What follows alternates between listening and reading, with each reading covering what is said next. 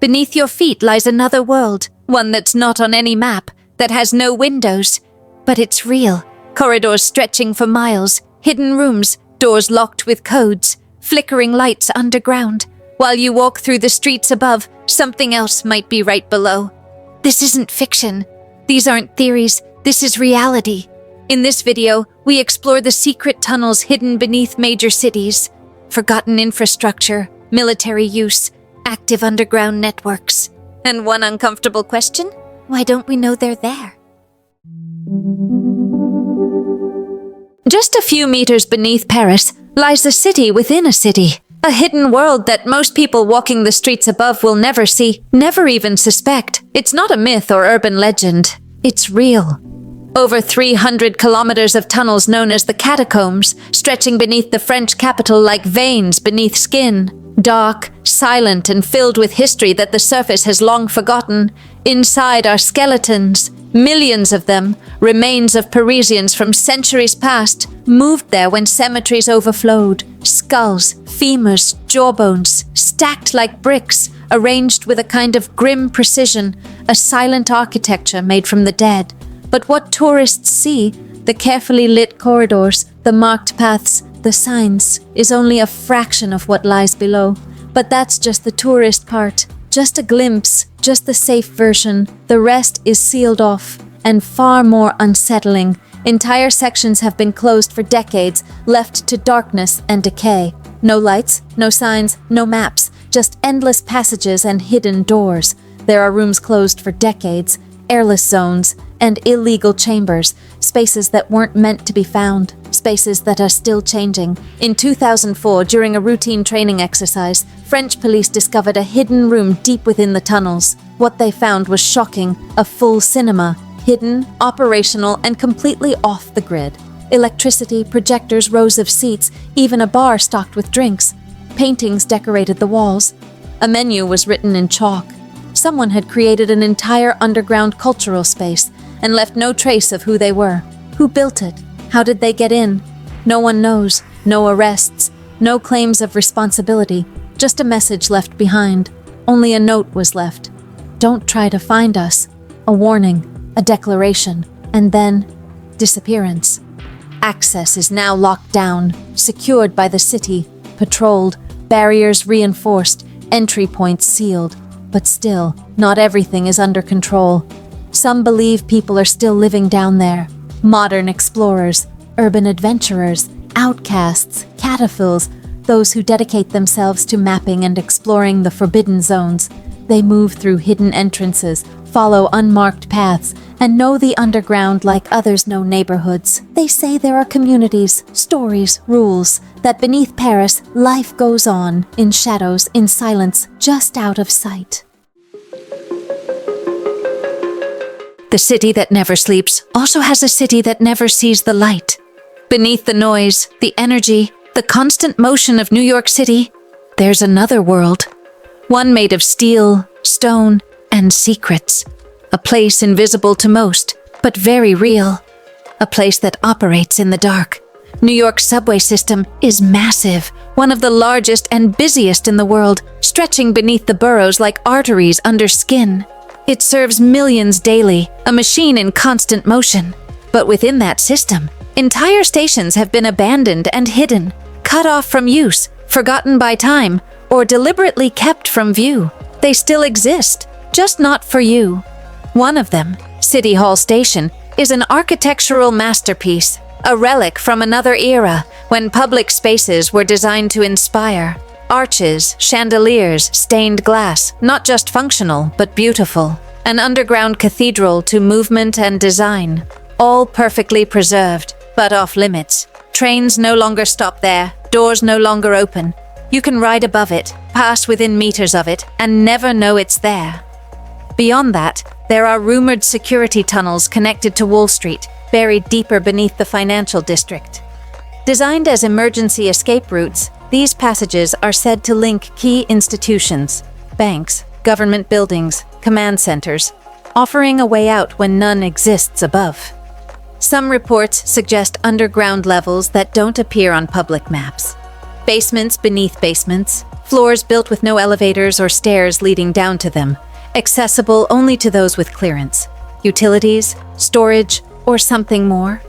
And there's a rumor that beneath Grand Central Station lies a secret apartment, hardened for presidential use during emergencies.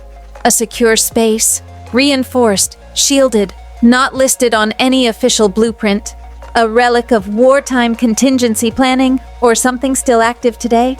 Urban legend? National security? Speculation has surrounded these stories for decades. Journalists ask, historians search, but answers are always the same. Silence. No one confirms it, no one denies it, which, in a city this exposed, might be the most suspicious answer of all. Because beneath the rush and lights, beneath the towers and crowds, New York has layers, some open to the public, others hidden with purpose. A sprawling metropolis where space is limited, time is precise, and every square meter counts. And yet, it's not just built upward, it's one of the most deeply built cities in the world. Few places have invested as much in what lies beneath.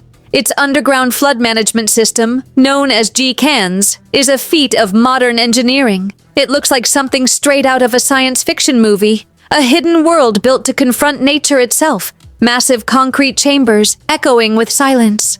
Columns 18 meters tall, rising like ancient pillars from an artificial underworld. Tunnels stretching 6.5 kilometers, carved through the earth to divert floodwaters before they can reach the city above. And it's not just a concept, it's fully operational. When typhoons strike or river levels rise, this system activates, quietly protecting millions of lives and billions in infrastructure. It has already saved the city more times than most people realize. You can visit it on special tours, descending into its vast underground spaces to witness its magnitude firsthand. But not everything is accessible. Some areas are off-limits, restricted to government use, technical staff, or emergency operations only. No cameras, no maps, just sealed doors and silence. And there's more than just flood control down there. Beneath Tokyo, there are nuclear shelters, remnants of Cold War-era fears, government storage facilities built to withstand disasters and protect critical resources, and, according to some sources, even secret laboratories, projects unknown to the public, hidden deep beneath the city's foundations. It's hard to say exactly how much lies below the surface, but one thing is certain. In Tokyo, the underground is not an afterthought. It's a parallel world. A network of systems, layers, and mysteries that few will ever see. In many ways, the city beneath Tokyo is just as complex, just as engineered, and just as alive as the one above, and perhaps even more secretive. During the Cold War, dozens of countries built bunkers, massive reinforced structures buried underground, created out of fear, strategy, and survival.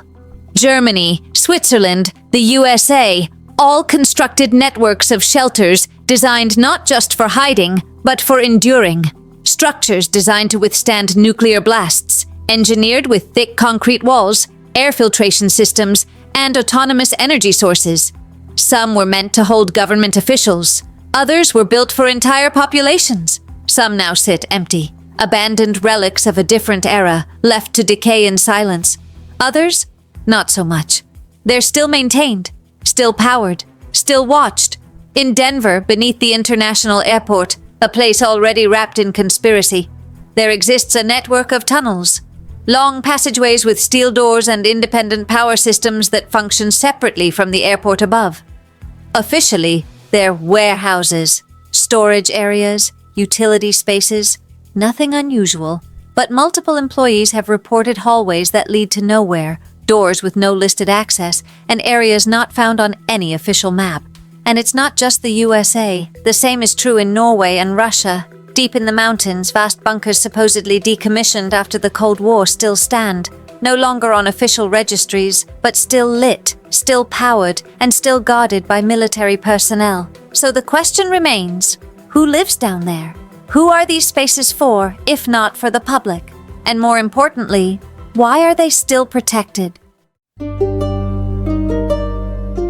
Not all tunnels were built for transport or civil defense. Some were carved out of desperation, others out of strategy. In many cases, they were dug by hand, under fire, under pressure, under the weight of impossible choices. Because sometimes the most critical battles aren't fought above ground, they happen in the dark. In Vietnam, the Cu Chi tunnels became a symbol of resistance and survival during the war against the United States. This wasn't just a tunnel system, it was an entire underground life, so narrow that American soldiers often couldn't enter without removing their gear if they could fit at all.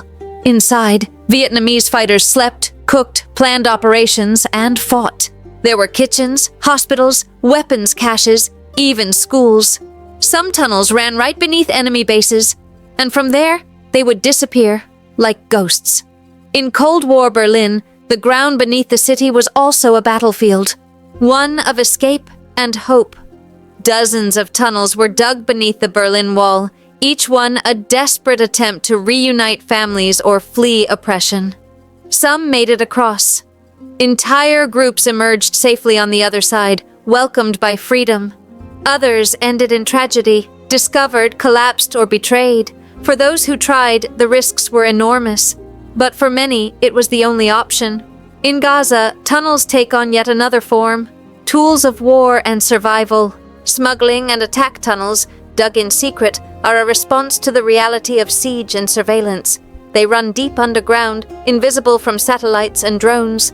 Weapons, supplies, and fighters move through these passages, far from the eyes above. For some, they are lifelines. For others, threats. Either way, they are weapons of terrain, as strategic as any airstrike or barricade. Because in the end, wars aren't only fought on the surface. Beneath cities, fields, and borders, a different kind of conflict takes shape. One that's silent, claustrophobic, and dangerously easy to ignore. And now, the question.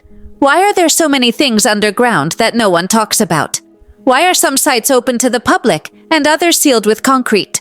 Who decides what we're allowed to see? The underground isn't just another layer of the earth.